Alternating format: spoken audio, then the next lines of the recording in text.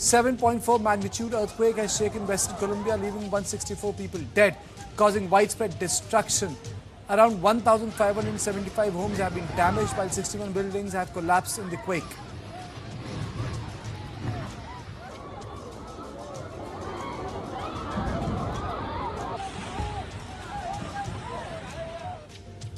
Now, the big story of the day.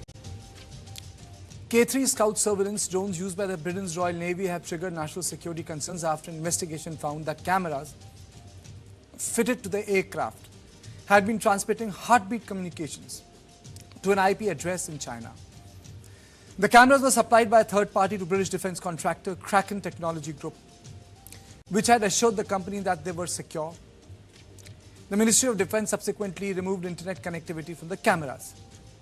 The Telegraph reported 12 million fleet has been used by the Royal Marines since March and was frequently deployed near sensitive security meetings, raising concerns about the potential exposure of information.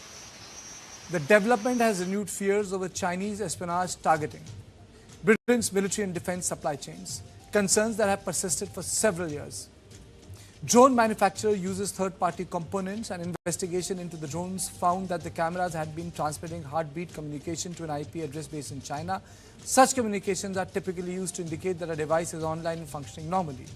Kraken Technology Group, a major British defence contractor responsible for supplying the drones, had sourced the cameras from a third party after being assured that they met security requirements. This story has been broken by the Telegraph. The fact that the drones had been deployed close to the highly sensitive meetings involving senior special forces personnel has heightened concerns. There are also questions over reports that the cameras may have remained active even after the drones were switched off.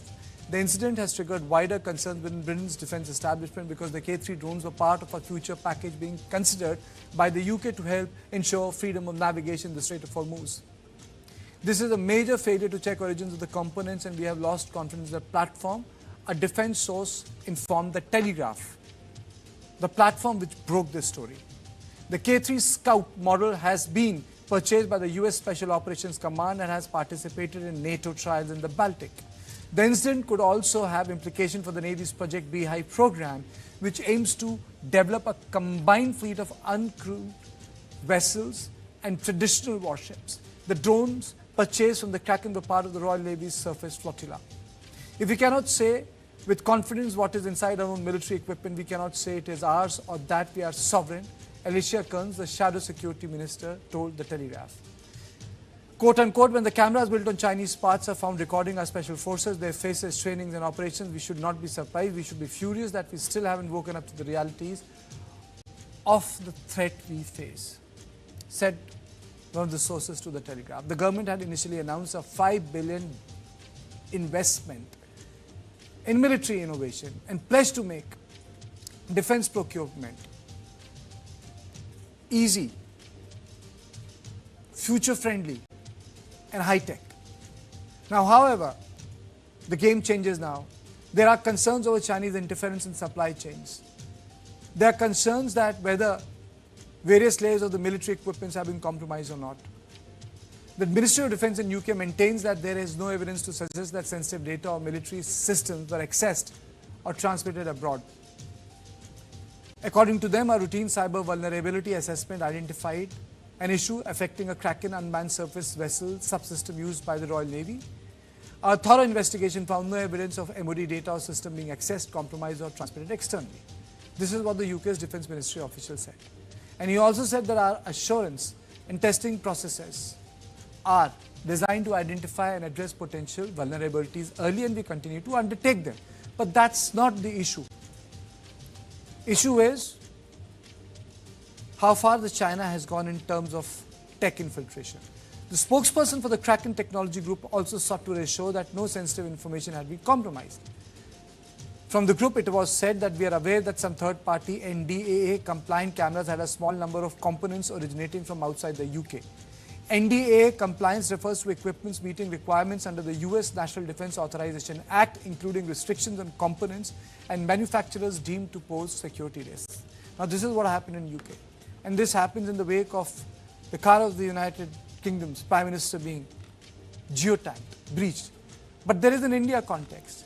till last year, 1/3 of CCTVs were coming from China. Civilian technologies like CCTVs at red lights can be manipulated. Something which Israelis did when they bombed Supreme Leader's residence in the first 48 hours when he was killed in Tehran. They were able to manipulate the CCTV cameras of Tehran. They were not military technology. Now, on this issue, I'm joined by Adya Madhavan, research analyst, Takshashila Institution. Thank you, Adya, for joining me. Dr. Sanat Kaul, Chairman, International Foundation for Aviation, Aerospace and Drones. Thank you, Dr. Kaul. Group Captain, Dr. Rajiv Kumar Narang, and an author, Senior Fellow at Manohar Parikh Institute for Defence Studies and Analysis. Thank you, Mr. Kumar. And Group Captain V.N. Jha, Senior Scientist, former Joint Director DRDO, who's always been part of my show when it comes to tech, drones and missiles. I thank all of you for joining me, but let me first straight away go to Dr. Sanat Kaul. Dr. Kaul, what is the learning curve for us and how serious is this issue? I think it's a very serious issue because our dependence on foreign equipment, critical foreign equipment, both in defense and in civil side, is extreme. And I don't know how much we are doing about it. As far as I know, like some drone manufacturers have assured me that the defense drones which they supply, they have to give a written assurance, which has been done in the case of UK also, that there is no Chinese part in it. But we don't know what is the level and how much of scrutiny is done by the defense forces. But even in, say, civil, in the what happened some time back in Maharashtra, where the electricity system was dislocated by use of cybercrime criminals. So it's not an easy thing, and India has to wake up and decide how to handle this situation, because there are far too many Chinese parts and other parts, and why are we not in a position to locally manufacture them when our demand is substantial? We should be in a position to do it. These are some issues which are actually very serious, and they face the country, which the government has to answer now. Okay. Group Captain Narang, your opening comments on the case that has come up. And then I'll give you certain examples from the India context, and then we, take our conversation there. Because this comes in the wake of UK Prime Minister's car being bugged. That was reported, not denied. And they had geotagged this car. 5 PMs were tagged. It took them 5 years to find that the car is being geotagged. So they knew when he was going to the Bletchley, when he was going to the command center, when he was in the Prime Minister's office, or when he was in the Prime Minister's residence. They knew his movement.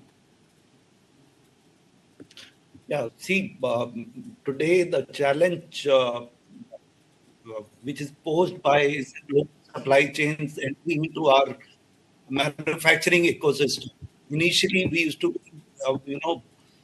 our public sector used to manufacture most of the things, most of our defense products. But in the recent past, our private sector is increasingly participating in the indigenization of various systems.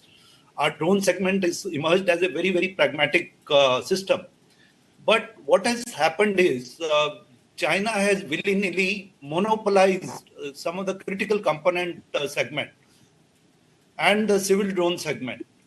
Now, as a result, most of the companies which are working in other parts of the world, they are discouraged to invest in those critical technologies. And they ensure some sort of incentives to their own companies, that most companies, when you talk in terms of commercial viability, do not stand a way of surviving in that domain. Now, that kind of situations really pose difficulties in identification of such vulnerabilities.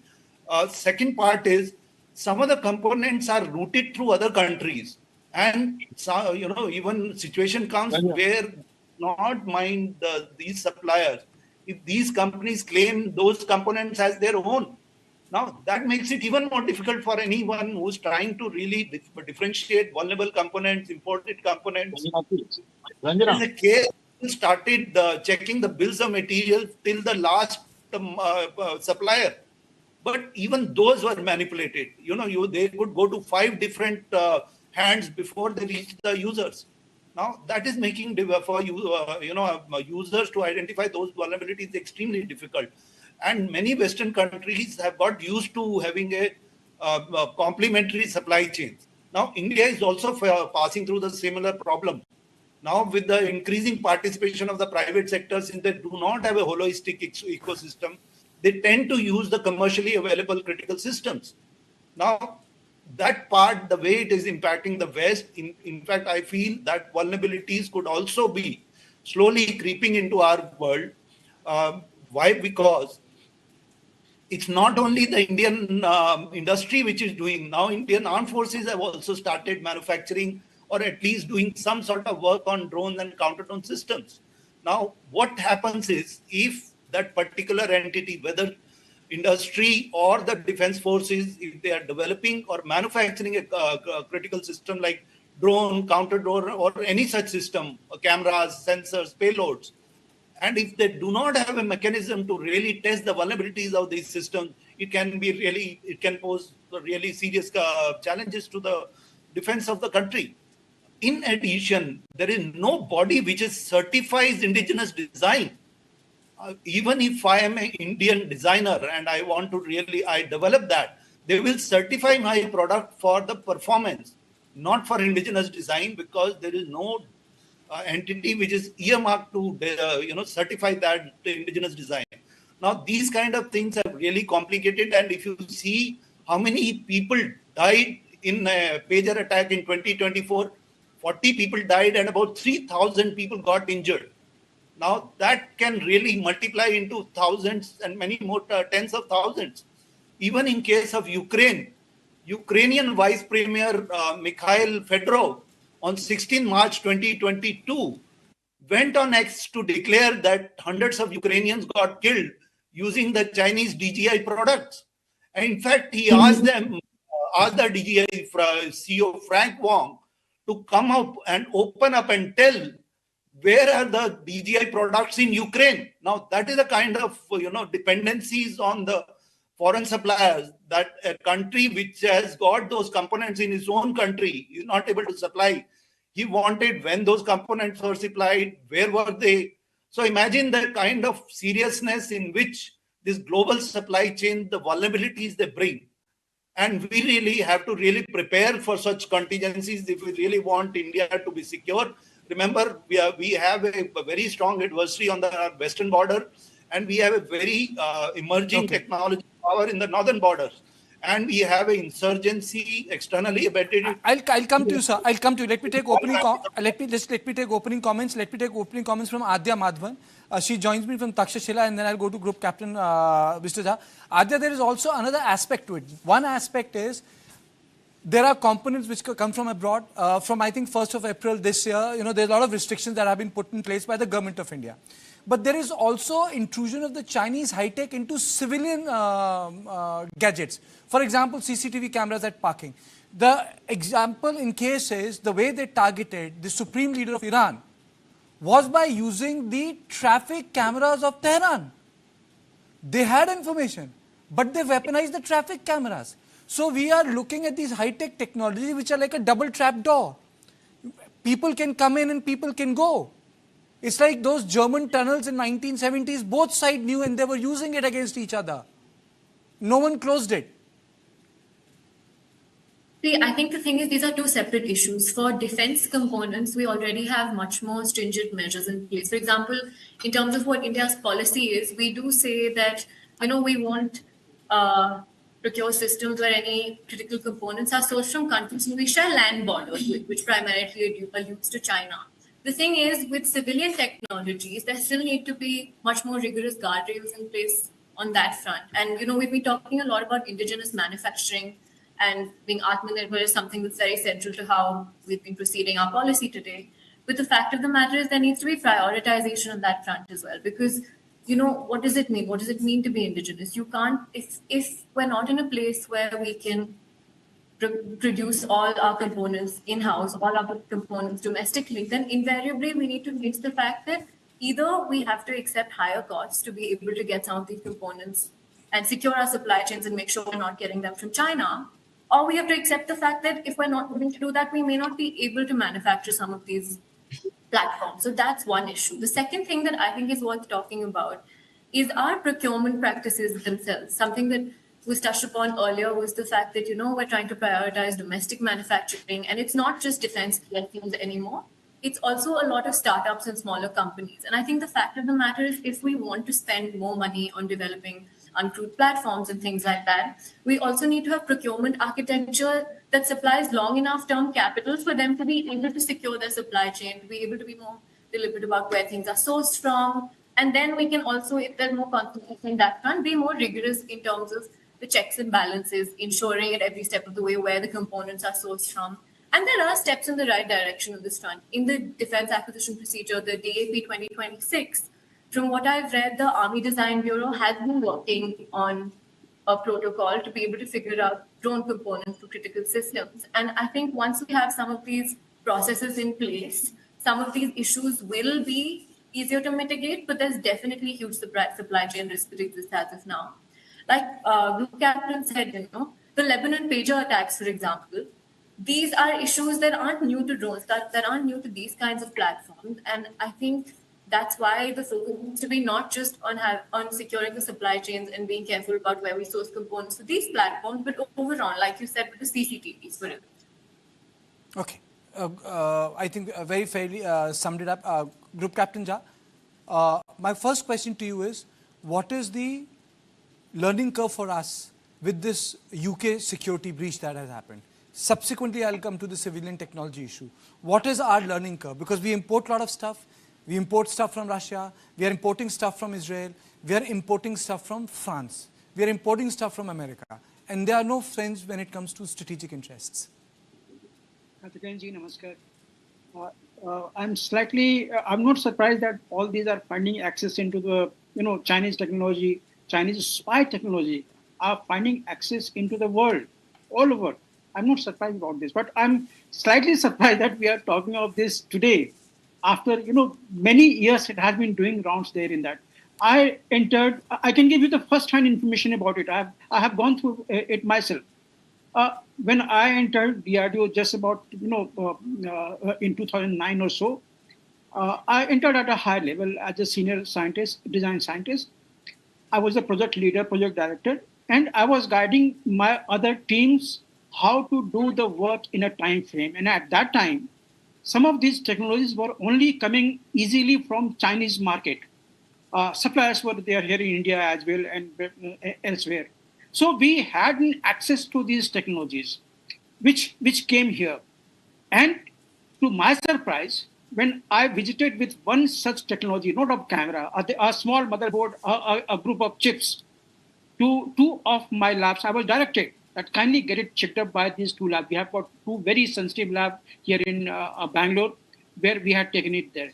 They said, sir, we are going through this day in and day out, and we are finding that seldom any motherboard or seldom any complex chip is without this, the botnet element or something else, which are the part of the spy network. Recall those days of when 5G was unveiled by Huawei, China. They were taking it pride that a camera at an intersection is doing all those things with the AI already incorporated in, where you can recognize the face. It was part of their marketing. And they were taken by surprise that there was a hue and cry in entire Europe that we are selling our intelligentsia here in all our important intelligent network to the Chinese. So this has been happening from there. Now coming back to the defense. Now, the cameras are very sensitive, and we have seen ourselves. Delhi CCTV camera, we are aware of how it had happened. Those cameras can, they had imported from the Hikvision, which was already having the botnets. Botnet Mobot, Robot Zero Box, Catus Rat, and you can name many of them. They were the part of those CCTV camera. So we are aware how sensitive a small CCTV camera can be part of the Chinese, intelligence gathering. So it is doing that spy work, spy cam, spy, the various types of spy program are there in that incorporate. And unfortunately, seldom any Chinese company is selling you any of these products without those bugs incorporated into it. Seldom. So I have gone through it, and thereafter, in 2009 itself, uh, DRDO had put a blanket, sort of sanctions onto any of the Chinese component, subsystem, camera, chipboards, motherboards coming here into the DRDO or into the defense unit. And it is not only at the product level. When we do S&T, Science and Technology Program, there what we do as a science and technology may be something very innovative. These small products, motherboard, chips, cameras, something what we are using of that alternative. And if we have not checked it up, that it is compromised, then we are sending the information that what we are doing in our sensitive lab, those informations going. Sir, that is one thing.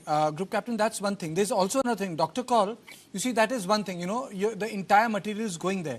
There is also another aspect of technology which is called the kill switch. I mean to say, at a particular point of time, in defense, it fails you. Yep. The kill switch concept, it fails you. So, and when I say we are buying all high-tech stuff from Israel, United States of America, the countries who are pretty good when it comes to the dark arts of espionage and drone technology, I don't think they're going to be fair to us. It means that they will ultimately hold the bargaining chip. How do we buffer ourselves? If it can happen with United Kingdom, which is part of the Five Eye Alliance, such a close brother of the United States of America, Anglo-Saxon partnership, then our systems are far more porous that way. Well, I think the only alternative for us is to get on to the concept of producing our own chips, producing our own motherboards, and so on. And the way we see in newspapers, things are happening, but we really don't know what's happening in ground. Why cameras in India can't be produced in full, in 100% form? Why can't we do that? We have such a huge demand for all these. Plus, we also have an export market. So these things have not been studied. Of course, they say that the Chinese economy and Chinese industrial base is so wide and so productive and so good at producing, plus the cheaper stuff. In addition, we have no idea how their economy, their country is subsidizing some of these products, so they are able to compete with anyone. So these are not only just technical issues, also financial issues, which need to be studied fully and understood, and thereafter decisions have to be taken. But at present, I don't see anything happening except saying that Atmanirbhar is very important and all that. But that will consume so much of time, because the real thing here is, and I'll quickly take put out all the questions, Dr. Narang, is corruption of the supply chain. Israelis were able to weaponize pagers. Pager it's a civilian technology. They weaponize pagers. And secondly, the importance of this story for me as a journalist, someone who tracks defenses. So I think what is empirical, which is crucial to the drone and AI technology, is the quality of the camera that is mounted. It's the vision that is created. Now, vision can come with sound also. It can come with other components. But that vision, when it is married with AI technology and unmanned crew, that's the future. And if we are not prepared for that future, then we are really in a problem, because drones and revolutionize. We have air drones, we have sea drones, probably we'll have drones in the space command also, and probably we'll have bigger flying drones, attack drones, not like those American Predator 2 drones, far more mobile. All of them will have to have a camera, and which means that we need to engineer those cameras. And uncorrupted supply chains, how do we do that? What is our buffer there? Yeah, see, basically I've been studying these two issues for very, very long time. In fact, when I was writing my paper, Anusandhan-led Atmanirbhar US industry in India, I found this component level vulnerability to be a major issue. The second, when I studied about military civil technology fusion to make India a global drone hub, what I realized is that civil supplies and military supplies are equally vulnerable.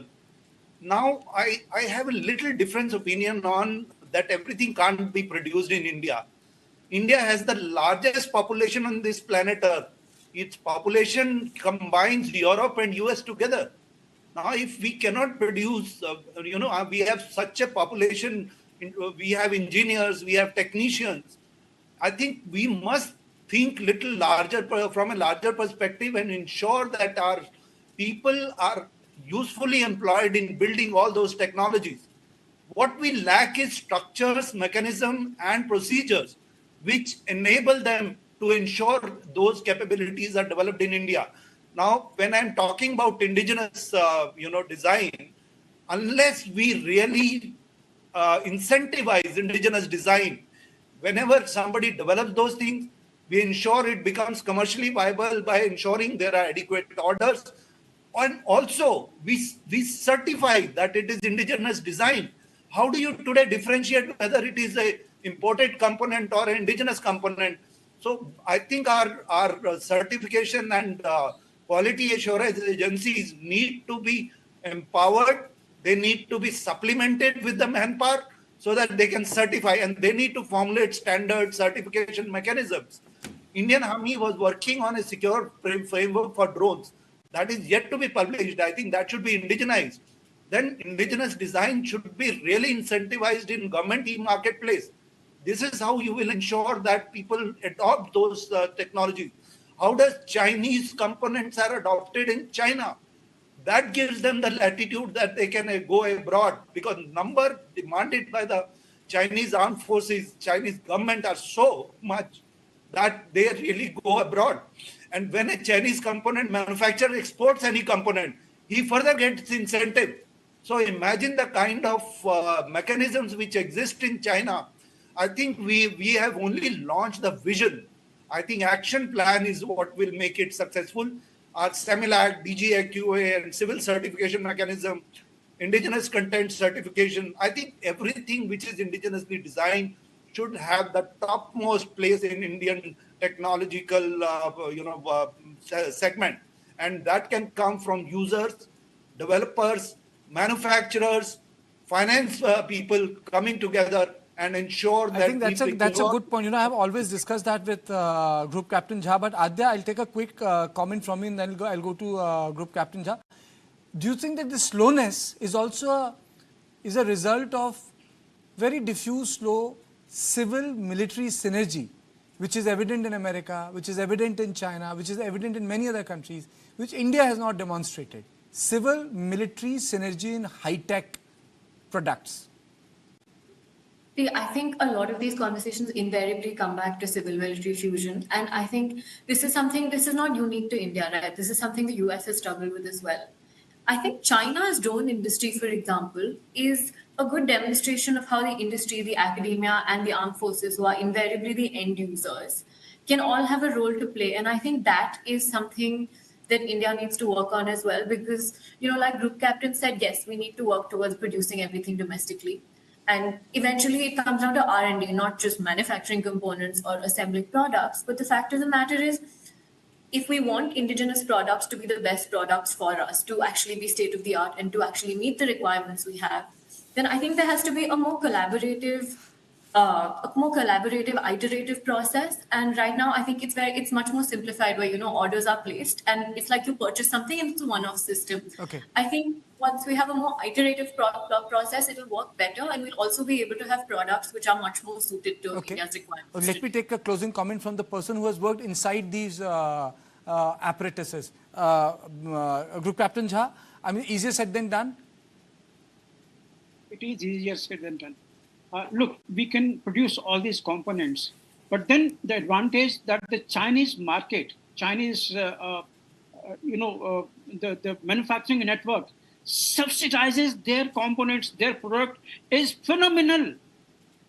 They are the economy where trillions of dollars worth of subsidizing the product or the components did happen earlier, and it is still happening, even in spite of the entire global chain network of the WTO and the so and so. Still, it is happening. They have that much of surplus money to compensate. And what our panelists brought out, there is no assurance that our startup, when they make these cameras or anything for that matter, it will be competitive with others. or there will be a buyer for this, the guaranteed buyer. There is no assurance. We in DRDO, we make a product and then we sell the technology, TOT, we give the technology to at least three competitive bidders. After they have acquired the technology, TOT is given, then also there is a very, very high suspicion whether they will be able to survive in the market or not, because these are the things which is not competitive with the Chinese market. They give you something what we are selling, say, for $1,000. They will give you for $300. Yes. And that may be compromised. You cannot sure that quality will be very poor. And last but not the least, India has to come up with own standards. IS standard is gone. Throw it out in the dustbin. We must have some standard where you can compete with the other standards anywhere. Mill standard of USA or maybe the European standards. Absolutely. We should have our own standards. That is the starting point to which we should adhere to. Absolutely. And obviously, for the military component, certification is absolutely mandatory. And for that reason, the Similar or the RCMAs or blah blah, everyone should come up there. Absolutely. And come up with a helping hand. Try to promote the product. There could be version 1, version 2, version 3 of those standards, with slight bit of compromise onto some aspect which is not vital. Okay. Okay, I've really run short of time. Thank you so much for joining me on this. I thought this was a story of public interest as to how security can be breached and how there is always the, I wouldn't say the dangerous side, but the dark side to the tech. Something which like very nice and sweet, but when it fails you and how it fails you. I think that's where the story is. I thank you all of you, but to my viewers, don't go away. I'm not going to take any break. And I'm going to straight away go to on point 2. And on point 2 is about how Himalayas is witnessing havoc.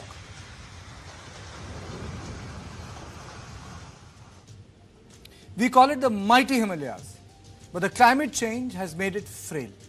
Extreme weather patterns are occurring in the Himalayas with alarming frequency, affecting environment and people. Scientists are attributing the surge in these extreme weather patterns to a warming Himalaya and a warm climate, which is increasing atmospheric moisture and changing weather patterns driven by larger global climate change. Official data shows that 36 cloudbursts have been recorded across Jammu and Kashmir since June 1st, making it one of the most active seasons for highly localized extreme rainfall in recent years. The cloudbursts have triggered flash floods, landslides and mudslides, damaging homes, roads, bridges and agricultural land. When it comes to glaciers, a recent study by researchers from the Indian Institute of Technology in Indore found that although long-term warming remains the primary driver of glacier retreat across Himalayas, brief but extreme weather events are increasingly influencing glaciers melting rate. Long-term observations continue to show glaciers steadily losing mass. These extreme weather patterns are affecting J&K, Himachal and Uttarakhand and could have a broader effect on India's weather system. The big question is, how are we prepared to tackle long-term change in climate and especially in Himalayas? On this issue, I'm joined by Raghu Murtugudde, climate scientist. Raghu, thank you so much for joining me. Let me just straight away come to you. Himalayas are young, they are vulnerable. These extreme events, what are they telling us? So Himalaya is not a monolithic thing. If you go from Brahmaputra to Indus, it's only about 2,500 kilometers, but it's an incredibly inhomogeneous extent. Northwest is behaving differently. If you go from east to west, you have Pacific influence, monsoon influence from the east to the central Himalayas. The northwest is typically more about western disturbances, Atlantic influences, and winter precipitation. But more recently, the warming over Europe and the Middle East, West Asia has been swinging the winds over the Arabian Sea in such a way that the warm Arabian Sea is pumping much more moisture into northwest India and from Uttarakhand to J&K, as you said. And you have to also remember the orography is incredibly complicated. There are lots of valleys and so on that can actually amplify the flow. And when the flow gets amplified and the vertical motions accelerate, that's when you get cloud bursts. But we have to be careful because we are not always having a proper data to say whether it was actually a cloudburst or not. But nonetheless, when heavy rains happen and landslides happen and rivers flow like mud water, then the damage and loss of lives is really serious. So we have to really focus on these details and how external global factors are being amplified by local land use types and so on. So it's all coming together in a very bad way. Is there any way we can have some sort of a mitigating effect? Is it something to do with too much of humidity in Himalayas or too many people around? Is something changing locally? Are we missing woods for the trees, sir? What is actually amplified is locally amplified by land use change. So moisture is coming all the way from the Arabian Sea, as I said, and some of it from the Bay of Bengal. But the land use and the settlements that we have been building over literally decades to centuries, we are not used to these amounts of rain. So that's why I call them global factors. We don't have very direct control on them. So when you think about mitigating the risks, there are two timescales. One is the crisis management timescales, where early warnings for 1 day to few days, they are getting better because of all the investments India has made. So we have to take those seriously and make decisions on moving people and moving them out of harm's way. And the second time scale that we have to really build on is the so-called decadal time scale, where we have to build resilience. Beyond crisis management, unless we start changing the land use types and move people, if necessary, out of harm's way and build resilient infrastructure and build them carefully, because when we build roads and bridges and buildings, etc., actually the mountain slopes can get loosened as well, and heavy rain will only convert it into landslides. So we have to focus on these two time scales very critically. So it's the increase in urbanization, the rise in population, and too much of human activity that is also adding to these extreme weather events. Absolutely, and deforestation in addition. So we are losing some of the vegetation. So it's, we are used to living there. It's beautiful setting, and we are not expecting rapid changes, but rapid changes are already here. It's not like climate change is in the future. The future is already here. So we have to really respond quickly and urgently and make risk maps literally at kilometer scale. You cannot move everybody out of the way, and you cannot really stop development and economic growth, etc. So we need really reliable risk maps which are doable. So we have to combine the risk maps with early warnings and mitigation and resilience building. Building back better is not just a statement, it's not a cliche. Now is the time when damages happen, we must build back better. And sir, before I let go of you, the glaciers retreat, the way mountains are cracking, I know human activity is also very much responsible for it. But there is one specific question. Do you think that the building of roadways in Himalayas is also creating some sort of a structural instability, the way we are 4-laning them, 3-laning them? It does, but we have to be careful, because we have to be more specific. Where exactly are the roads creating vulnerabilities, and where they are safe? So we don't have a very good background knowledge on the risk maps, as I said. So we cannot blanket say that building roads are creating problems. We have been using the roads, infrastructure has been growing over decades, but climate change has accelerated so fast that we are unable to keep up. So now the question is, how do we go forward? What do we build? Where do we build? So we have to pay attention to the serious issues and not worry about the mistakes made in the past. The key is not to make the same mistakes or make new mistakes, and do everything with proper planning and proper risk plans. Okay. I really thank you, Raghu, for joining me on this very important conversation, in something which is very close to my heart, because I ultimately feel that the sort of the tourism, religious tourism, cultural tourism, wildlife tourism that is taking place across Himalayas from Kashmir to Northeast is not sustainable. And what we need is a policy of sustainability, a sustainable Himalayas which can sustain the population there, which can sustain resources there, and which can sustain Himalayas there, because without Himalayas, a robust Himalayas, there is no North Indian agro economy. I mean, so you cannot de-link Himalayas with the North Indian agro economy. You cannot de-link Himalayas from the monsoons. You cannot de-link Himalayas with the health of the South Asia. And I think it's the larger context in which I wanted to place Himalayas, and you did that for me. So I thank you. Thank you. Thank you. And to my viewers, please don't go away, because I also have a third on point, and I'm not going to take any break today. And in this third on point, I'm going to talk about is Congress is a bit of a problem in Ranchi. Is the shoe in the other foot? The Congress had an upper hand in Delhi. Is it a different story there?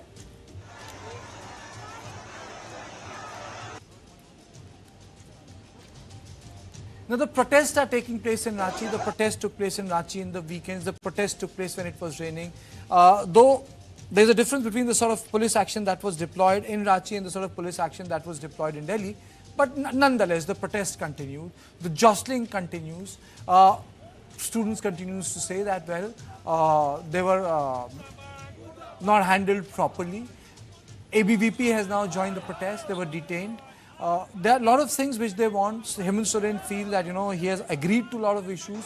I'm not going to get into nitty-gritty because my entire conversation is around one fundamental question, and I'm not going to waste any time on that. Is the shoe on the other foot? Congress had an advantage in Delhi. Is it having some problems in JMM alliance because they are the junior partners on this issue? I will be joined by Gautam Seth, spokesperson Congress Party, Smita Mishra, senior journalist, someone who has covered, as a matter of interest, to be cleared for all my viewers, BJP intensely and properly. So she will give me that view because there was no BJP spokesperson. So I requested Smita Mishra to give me that perspective. So it is in that capacity she's there. Let me go to Gautam first. Gautam, straight question. Is shoe on the other foot, sir? Can you please unmute yourself? Yeah, I really do not think so. I think the Congress does not have different yardsticks for different issues. We have a very, very clear stand. Our leader has made that stand very, very clear. Using of violence on students anywhere, be it in Jharkhand, be it in Delhi, is not something that the Congress accepts, is not something that the Congress subscribes to. And that is what Rahul Gandhi has clearly said. Unlike the BJP, which has not even yet accepted that the kind of abuse they have done to the kids by the kind of force they have used through the brutality they have done with the kids in Delhi. They continue to lie on the face of this country. They continue to speak one lie after the other. And here is Rahul Gandhi, despite of being an alliance partner, has the right, has the guts to say what is right and what needs to be said. And that is what the Congress stands for. We are with the students, be it in Jharkhand, be it in Uttar Pradesh, be it in Delhi, or be it anywhere in India. It does not matter. Okay. Smita, the same question to you. Is the shoe on the other foot? Yes, and it's one they have expected, when students acted and Congress took and so strongly students. But I think we are losing. Smita, we'll do one thing. We'll take you on the phone because there is some network issue, which is, because of which I can't hear you properly. Let me ask this question to Gautam. If the Congress is on the side of the protesters, tell me one thing. How come you have not been able to resolve this issue quickly? I'm not being judgmental here. You're saying you're on the side of protesters. Mr. Gandhi said we are on the side of the protesters. Sarkar aapki hai, to issue to resolve kar dena chahiye tha. Sir, Mr. Gandhi did not just made a statement or did a tweet. He had a conversation with the students. He spoke to the students and understood what are the issues. The government there is in direct contact with the students. Many of the demands have already been met. Many are being worked out in the policy framework, how to be done and in what format they are to be taken forward. And that is how governments function. That is how policies are made, and through policies demands are met. They cannot just be verbally said. Like, we are not a JP Nadda press conference, I'm sorry. We are somebody who would like to bring things on pen and paper rather than doing a press conference and forgetting what we said the next day. That is the BJP culture. That is not at all the Congress culture. And Rahulji has already spoken. Rahulji has spoken to the Chief Minister, the Congress high-level delegation, including our AICC in charge. All senior leaders have called on the Chief Minister, have totally told him what the Congress stand is, and have clarified that the Congress wants all demands of the students to be met. And that is where the Congress stands. Let there be no mistake, no mingling of words. It's as clear as a crystal. How long do you think that this protest is going to sustain itself? I think it's more than a week, sir, now. I'm hopeful that, as I already told you, about 80 to 90% of their demands have already been met, and the rest are being given their policy framework. And I'm very hopeful that maybe in another 24 to 48 hours is what we all are expecting, that the protest should settle down. And what is right, the right of students that they are demanding, will be given to them. Okay, let me straight away go to Smita Mishra. She joins me on the phone. Oh, sorry, Smita, there was a bit of a problem. Please, your opening comments. No, very clearly, you wanted to know from me if the shoe, the shoe is on the other foot. The question was, ma'am, is the shoe on the other foot? It's a on phrase. the other foot, number one. Number two, please note that this was a clear case of maths, okay? Jharkhand needs 41 MLAs to form government, the magic number, as they say. And the JMM has only 34 MLAs. Congress party, which already has very few state governments of its own in the country, would not like to jeopardize its chances in Jharkhand. And that is why the Congress leader, Rahul Gandhi, and the party, they continue to give pro forma statements, like the post that we heard from Mr. Gandhi. It's not going to work because, please note, it is not only what happened in Jantar Mantar, Kartike. Look at the status in Parliament. The Congress has not allowed the houses to function for days now, only because they think Amit Shah, the Home Minister, was responsible for the bal prayog, the use of batons and etc. that happened in Jantar Mantar. Now, the Home Department is held by the Chief Minister in Jharkhand. Does the Congress party not apply the same yardstick to Hemant Soren? Higher education is under the charge of Hemant Soren. Does the Congress party not apply the Dharmendra Pradhan, the principle there? So it looks like such a pro forma, such a formal kind of statement that, oh, we are with the students. How? How are you with the statements? When it was Jantar Mantar, Mr. Rahul Gandhi had a flash march, which itself is a great law and order situation, to organize an unscheduled, unpermitted march to the residence of the Prime Minister. I have no issues with their march. My point is, when you were so aggressive, the sad part here is that it is not only the Congress party. Of course, what the Congress is doing is clear for everybody to see. The problem is even other elements. Look at the Cockroach Janata Party. They are conducting the young people are now calling a work from home Andolan, because they are talking on video calls, they are making telephonic calls and expressing solidarity. I mean, what kind of a movement is this? I fear, Kartike, that the fault of the Jharkhand students is that they are not identifying themselves with some smart, some stylish Gen Z kind of a moniker. They are not students and candidates who have returned from Boston and New York and living in flashy South Delhi homes. They are simple grassroots Indian students. Most of them have studied in regular government colleges. They are striving for government jobs, but every time they have been betrayed. So because it is a grassroots Andolan on the ground where no kind of abuses are employed, where people are patriots and nationalists, and they have been following discipline. So therefore, the opposition think it's fine to leave them to their devices, just with some pro forma statements. But I am more than the Congress. I am sorry to add this, Kartike. Okay. More than the Congress, I am slightly disappointed with Hemant Soren. Because, the Congress, sadly, we never had much hope. But Hemant Soren has always come out as a very grassrooted, as a sensitive kind of a politician. What is happening today is sad. I have an apprehension that, this stubborn reluctance not to order CBI raises some very serious questions.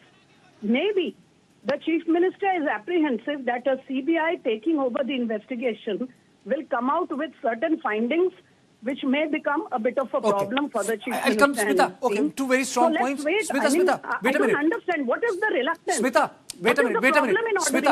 Smita, wait a minute. I'll come to you. Yes, Gautam. You see, the thing is very clear for the country to see. I'll just take a minute.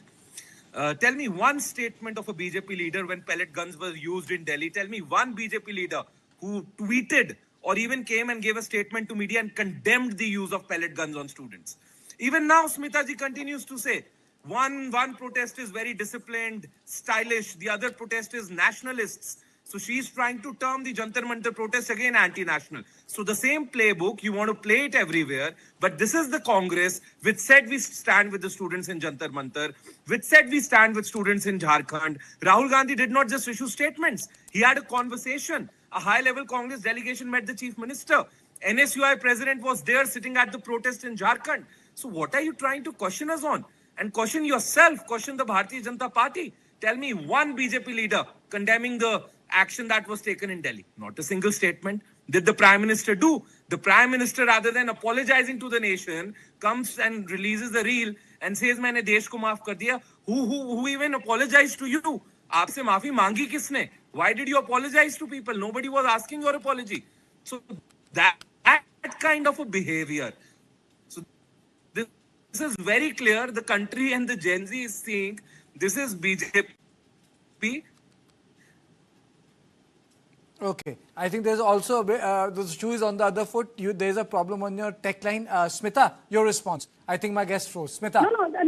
I don't look, Kartikeya. I don't want to repeat what I've already said. You know, if I have to respond to what has just been articulated, I'll just have to repeat what I already said. I just have one question. I'm not sure Gautamji is able to hear me or what. But if his audio line is clear, Rahul Gandhi cannot adopt the same position which he did here and there, because in Jharkhand, Rahul Gandhi, or by which I mean the Congress party, is a partner in the government. So here there is a question of accountability. So mere support will not do is one thing. But more importantly, just ask one thing. Since they are friends and allies of Hemant Soren, what is the reluctance in ordering a CBI? Why are they subjecting the students to these kind of brutalities? It's pouring in Ranchi. The situation is so bad. Just order a CBI. Let the students go home. I think I thank both of you. I thank both of you for joining me. But I think this Ranchi issue is a bit of a problem for the Congress party. Gautam, are you back with me?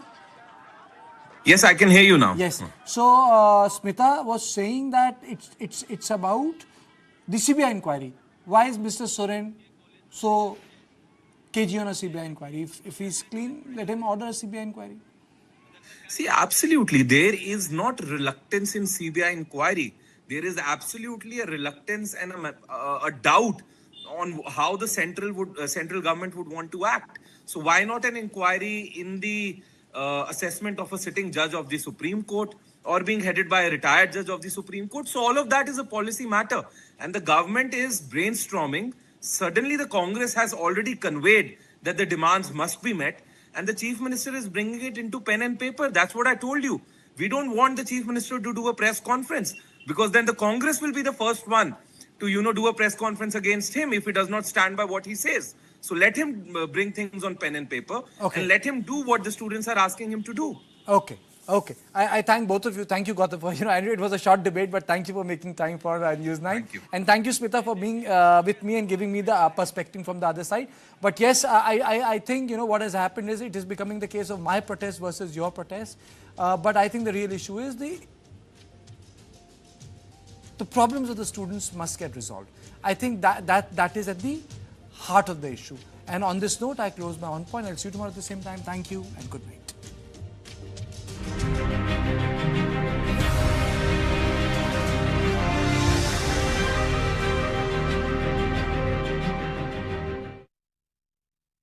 Dear Bestie, how can I thank you? They say the truest friendships cannot be manufactured. They simply unfold naturally. How true that is for us, Bestie. Love from Bestie Collection. Natural diamond bracelets for you and your bestie. Be naya zamana. Birla Opus is giving 10% free paint. So now waterproof your home worry-free. 10% free waterproofing only with Birla Opus. The National Eligibility Cum Entrance Test, NEET UG 2026, has been completely upended following a massive paper leak scandal.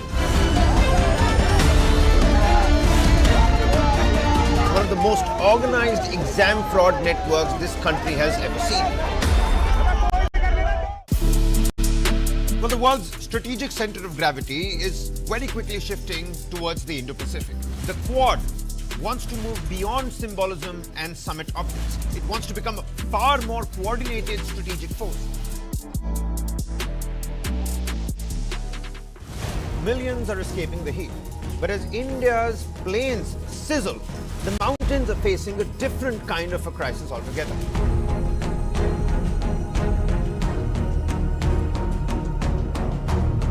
From Manali to Mussoorie, from Shimla to Nainital, from Joshimath to the Char Dham routes, roads are packed